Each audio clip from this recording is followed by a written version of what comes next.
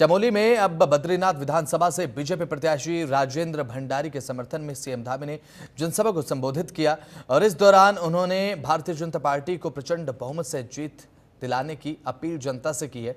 उन्होंने कहा, बद्रीनाथ विधानसभा उपचुनाव में प्रचार के दौरान जिस तरह से स्थानीय जनता का समर्थन मिल रहा है, उसे देखकर यह लगता है कि जनता मतदान के पिछले सभी रिकॉर्ड को अब तोड़ते हुए भारतीय जनता पार्टी को विजय बनाने जा रही है। आज यहाँ से मेरी माताओं बहनों को, हमारे नौजवानों को, हमारे बड़े बुजुर्गों को आज एक सौगंध लेकर जानी है, एक शपथ लेकर जानी है, एक संकल्प लेकर जाना है कि बद्रीनाथ विधानसभा में एकजुट होकर फिर से हमें यहाँ कमल खिलाना है, फिर से यहाँ कमल खिलाना है। भाइयों बहनों, इस क्षेत्र में और अधिक तेजी से और विकास के लिए, इस क्षेत्र के चहुमुखी विकास के लिए मैं आप सबका समर्थन मांगने के लिए आया हूं। आप सब मिलकर श्री राजेंद्र भंडारी जी को विजयी बनाइए, यहां से कमल खिलाइए। मैं आप सबको वचन देकर जाता हूं कि मुख्य सेवक होने के नाते आपको विश्वास दिलाता हूं कि इस क्षेत्र में विकास में न तो पहले कोई कमी की थी और न कभी कोई कमी भविष्य में कभी हम।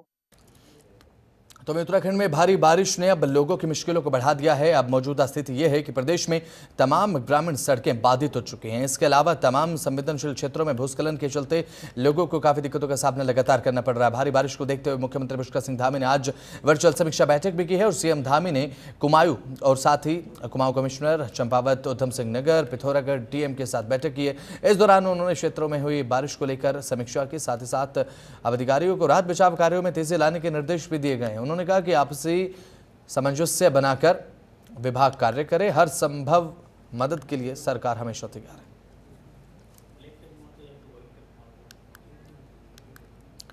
तो भारी बारिश के चलते अब पहाड़ी राज्य में सामान्य जनजीवन पूरी तरीके से अस्त व्यस्त हो चुका है। बारिश के कारण कई जगह पर भूस्खलन देखने को मिला है। अब ऐसे में बद्रीनाथ की ओर जाने वाले राष्ट्रीय राजमार्ग सहित प्रमुख सड़कें अवरुद्ध हो गई हैं। आज ऋषिकेश बद्रीनाथ राष्ट्रीय राजमार्ग को खोल दिया गया है। लैंडस्लाइड होने के चलते यहां पर हाईवे बंद हो गया था।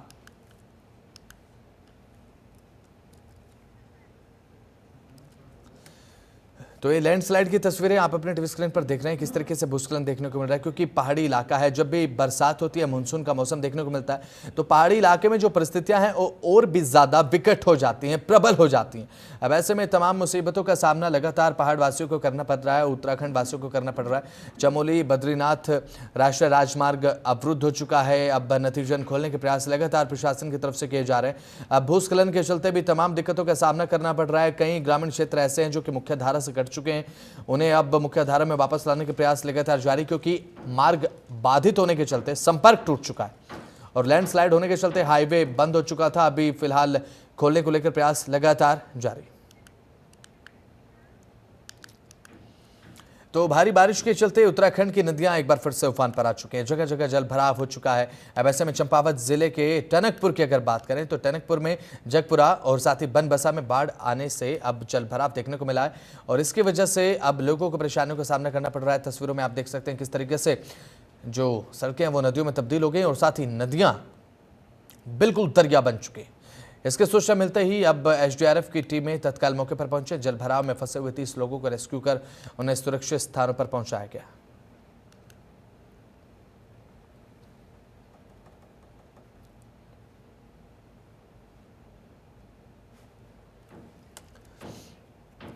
उत्तराखंड की हम बात कर रहे हैं। उत्तराखंड में जब भी मानसून आता है अपने साथ भीषण तबाही लेकर आता है और तबाही का मंजर देखने को मिलता है। उत्तराखंड में बारिश पहले से ही कहर बरपा रही है, लेकिन अब मौसम का विकराल रूप देखने को मिल रहा है। परिस्थितियां और भी ज्यादा विकट हो चुकी हैं।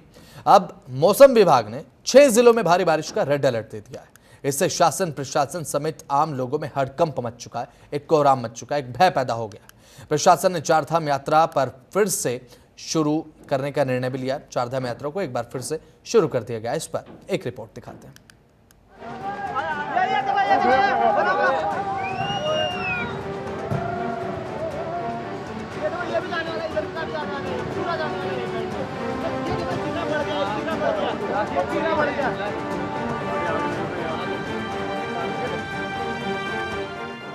मुसीबत मुसीबत मूसलाधार, बारिश का आफतकाल, दरकते पहाड़, उफनती नदियां। उत्तराखंड में बारिश से हाल बेहाल, कुदरत की मार, जल प्रलय से हाहाकार, आसमानी आफत से बेबस जिंदगियां। उत्तराखंड में बारिश अपना कहर बरपा रही है। यहाँ इस कदर बारिश हो रही है कि पहाड़ दरकने लगे हैं। उनका मलबा सड़कों पर आ रहा है, जो कई बार जानलेवा भी साबित हो रहा है। इस बीच मौसम विभाग की तरफ से बड़ा अपडेट दिया गया। उत्तराखंड में अब आफत की बारिश होने वाली है। मौसम विभाग ने 6 जिलों में कहीं कहीं तेज गर्जना के साथ भारी बारिश का रेड अलर्ट जारी किया। इससे प्रशासन भी चिंतित है। कहां-कहां अलर्ट जारी? देहरादून, पौड़ी, टिहरी, नैनीताल, उधम सिंह नगर, चंपावत। मौसम विभाग की ओर से उत्तराखंड में 16 अगस्त तक पहाड़ी बारिश की चेतावनी जारी की गई। विभाग में देहरादून, पौड़ी, टिहरी, नैनीताल, उधम सिंह नगर और चंपावत जिलों के लिए भारी से बहुत भारी अलर्ट जारी किया। वर्तमान में मौसम को देखते हुए मौसम विभाग ने रेड अलर्ट घोषित किया है। मैं सभी जनपद वासियों से अनुरोध करना चाहता हूं कि मौसम को देखते हुए हम सुरक्षित स्थानों पर रहें। हम पहाड़ पे और ढलाव जैसी स्थिति में अनावश्यक रूप से गधेरों के पास, नदियों के पास ना जाएं। ऐसी कोई स्थिति में ना फंसें जहां हमें दिक्कत हो सकती हो, और रूप से सड़कों पर भी ना निकलें। आवागें। हरिद्वार जिले में ऑरेंज अलर्ट जारी किया गया। इसके अलावा उत्तरकाशी, चमोली, पिथौरागढ़, अल्मोड़ा और बागेश्वर में भी भारी बारिश का अलर्ट जारी किया गया। लगातार हो रही तेज बारिश की वजह से नदियां भी उफान पर है। नदियों के बढ़ते स्तर को देखते हुए प्रशासन अलर्ट मोड पर है। नदी के किनारे रहने वालों को सावधान रहने के लिए कहा गया। इसके अलावा कई लोग अपने घरों को छोड़कर स्थानों पर पहुंच रहे हैं, क्योंकि यहाँ का विकराल रूप देखने को मिल रहा है। नदियों के जलस्तर में बढ़ोतरी। गंगा के निशान से 1.55 मीटर नीचे, अलकनंदा 952 मीटर पर, खतरा 957 मीटर पर, पिंडर खतरे के निशान से 5 मीटर नीचे, काली खतरे के निशान से 1.10 नीचे, सरयू खतरे के निशान से 7.50 मीटर नीचे। बारिश की वजह से जगह जगह लैंडस्लाइड का खतरा बढ़ता जा रहा है। बारिश के बीच पहाड़ दरक रहे हैं, जो लोगों के लिए खतरा बन सकते हैं।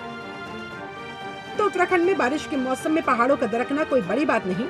यहाँ रह रहे लोग भले ही इसके आदी हो गए हों, लेकिन बाहरी लोगों के लिए ये मंजर डरा देने वाला है। लगातार हो रही बारिश की वजह से पहाड़ी इलाकों में भूस्खलन हो रहा है। समेत अन्य कारणों के चलते हर दिन 100 से ज्यादा मार्ग बंद हो रहे हैं।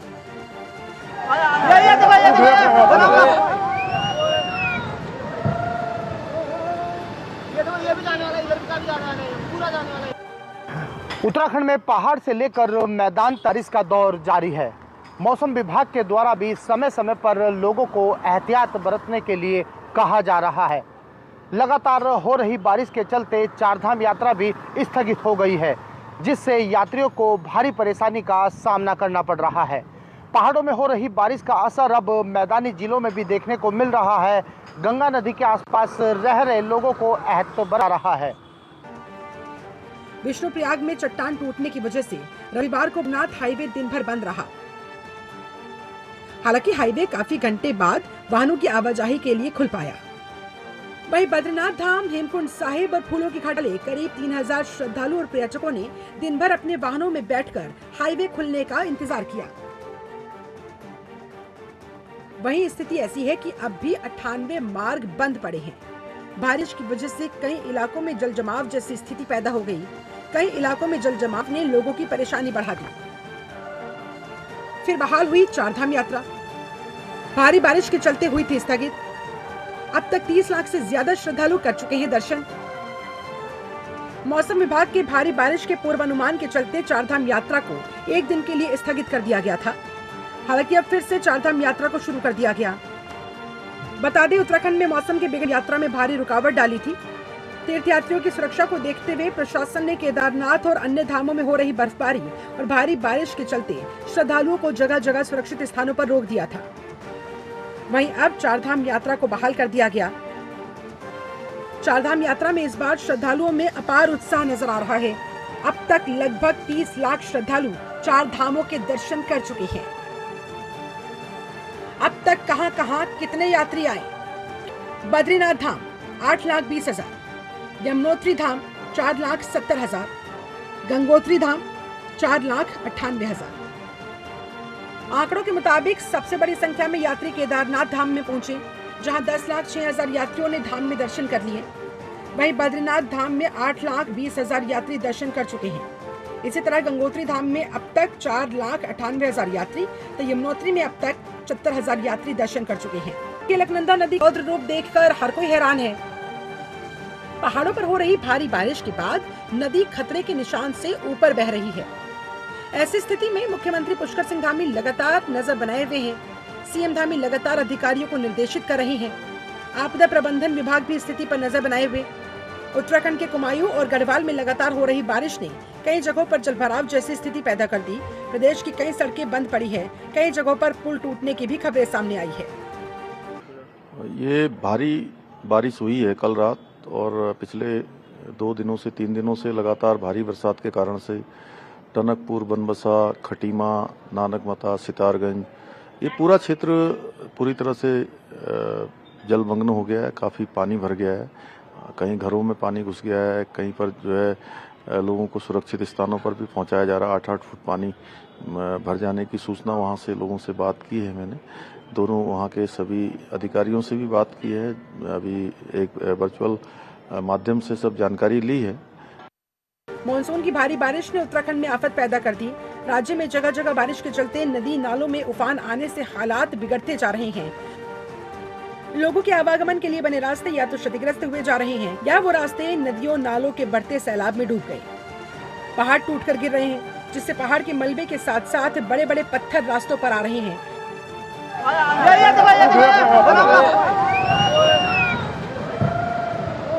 जिसके चलते कई रास्ते बंद हो गए और ऐसे में बड़े हादसों का खतरा भी लगातार मंडराया हुआ है। ब्यूरो रिपोर्ट, जनतंत्र टीवी।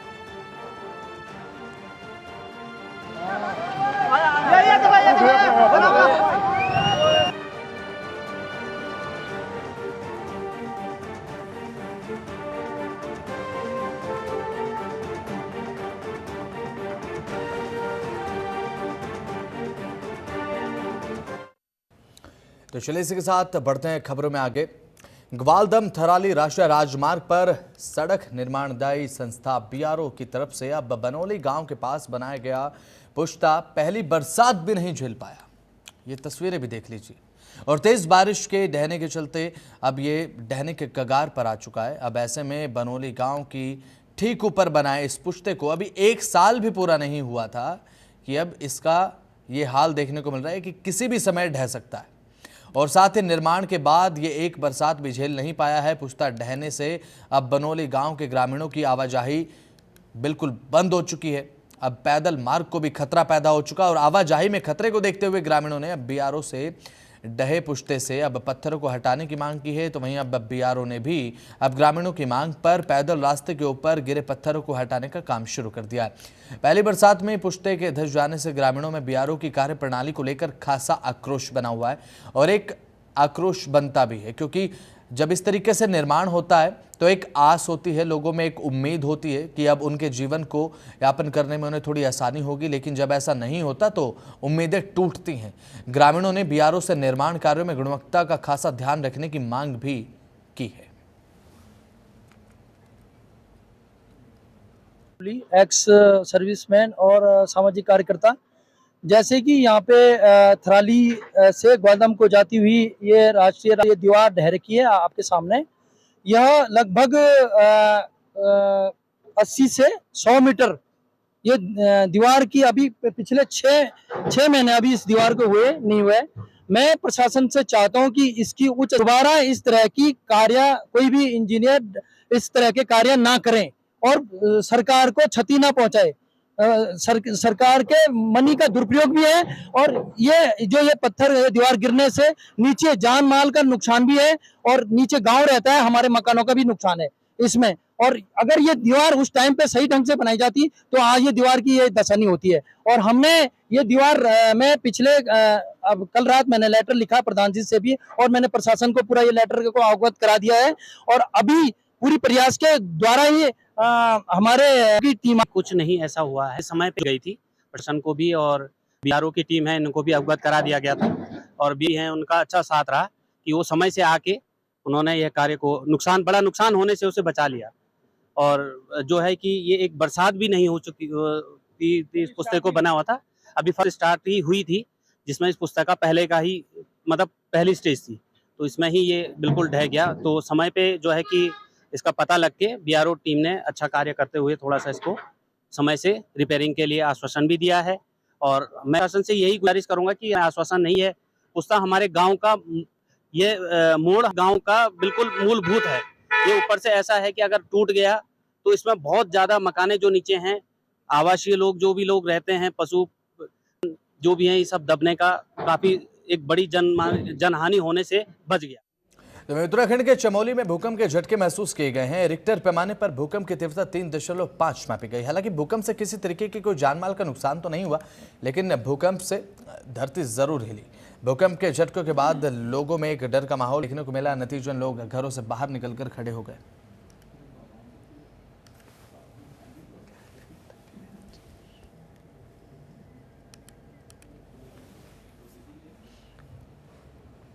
तो वहीं हरिद्वार की राजलोक कॉलोनी और साथ ही आसपास के क्षेत्र की कॉलोनियों में पानी की किल्लत के चलते अब स्थानीय लोगों ने जल संस्थान के विरुद्ध जमकर नारेबाजी करते हुए विरोध प्रदर्शन किया। स्थानीय लोगों का कहना है कि राजलोक के कॉलोनी के आसपास लगभग 25 आवासीय कॉलोनी है, जिनमें से कुल मिलाकर लगभग 15,000 से ज्यादा की आबादी निवास करती है। कॉलोनी में कल रात से पानी की किल्लत है। पीने के पानी की सप्लाई किसी तकनीकी खामी के चलते बंद हो चुकी है और इसकी वजह से अब समस्त घरों में पानी की सप्लाई बंद होने के चलते लोगों को दिक्कतों का सामना करना पड़ रहा है। जल संस्थान के अधिकारी केवल आश्वासन मात्र दे रहे हैं, मौके पर ना तो कोई ना ही कोई तकनीकी टीम, जिसके कारण लगभग 200 से ज्यादा संख्या में लोग ट्यूबवेल पर इकट्ठा हो गए। जल संस्थान के विरुद्ध नारेबाजी की, अपना विरोध दर्ज कराया। तो वहीं जल संस्थान के अधिकारियों का कहना है कि वोल्टेज ज्यादा होने के कारण मोटर नहीं चल पा रही है, इसका कारण पानी नहीं आ रहा है। 25 से अधिक कॉलोनियां जो है इस में है, जो आज करें। आश्चर्य की बात यह है कि जल संस्थान के अधिकारियों को कल से फोन कर रहे हैं। जेई महोदय तो फोन कभी उठा लेते कभी नहीं उठाते। यही महोदय सैनी साहब फोन उठा के हाँ दिखवा रहे हैं। एक्शन साहब राजेश चौहान जी से मेरी बात हुई है, वो पिछले हफ्ते ही उन्होंने चार्ज लिया है। वो भी सुबह से आश्वासन दे रहे हैं कि हाँ अभी टैंकर भेजा है, दिखवा रहे हैं, ये करवा रहे हैं। बिजली विभाग के अधिकारी आ रहे हैं। अब ये ट्यूबवेल पर ही खड़े हैं, हमारे साथ सम्मानित सभी क्षेत्र की जनता भी खड़ी है। अब स्थिति ये है कि यहाँ पर बिजली के देखने वाले तो खड़े हैं जिनका काम नहीं है, परंतु जल संस्थान से एक भी अधिकारी या कर्मचारी मौके पर नहीं है। स्थिति अगर यही रही तो क्या होगा, आप ये कल्पना कीजिए कि पानी एक मूलभूत आवश्यकता है। हमारी सभी सरकारें घर घर जल, घर घर बिजली के लिए सदा प्रयास कर रही हैं, लेकिन स्थिति यह है कि जो निचले स्तर के अधिकारी हैं वो सरकार का भी कहना मानने को तैयार नहीं है। आज स्थिति यह है कि अगर अभी 12 बजे तक ना आया तो आप कल्पना कीजिए लोग कहाँ जाएंगे। तो वहीं विधानसभा मंगलौर के उपचुनाव को देखते हुए अब एक राजनीतिक माहौल लगातार बना हुआ है। इसमें अब सभी पार्टियां अब दमखम दिखाने में लगी हुई हैं और साथ ही वोट बटोरने के लिए अपने स्टार प्रचारक को अब जनता के बीच में भेज रही हैं और साथ ही वोट अपने पक्ष में डालने की बात भी कही जा रही है। भारतीय जनता पार्टी की अब सभा देखने को मिली है और सभा में पहुंची साध्वी ऋचा ने अब सभा को संबोधित किया और साथ ही हाजी और काजी से आज़ादी के नारे भी लगाए गए। आपको बता दें कि साध्वी ऋचा ऐसे बयानों से हमेशा ही चर्चाओं में रहती हैं और अब एक बार फिर से उन्होंने हाजी और काजी से मंगलौर की आज़ादी का नारा लगाते हुए भारतीय जनता पार्टी के पक्ष में जनता से वोटों की अपील की।